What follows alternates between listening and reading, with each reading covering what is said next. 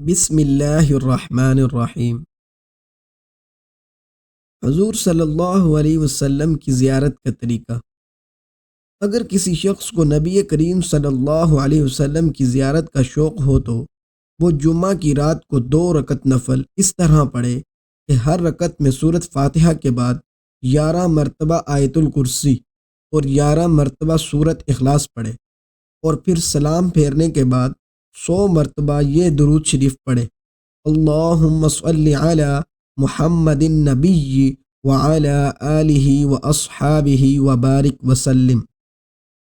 اگر کوئی شخص چند مرتبہ یہ عمل کرے تو اللہ تعالیٰ اس کو حضور اقدس صلی اللہ علیہ وسلم کی زیارت نصیب فرما دیتے ہیں، بشرط یہ کہ شوق اور طلب کامل ہو اور گناہوں سے بچنا بھی ہو۔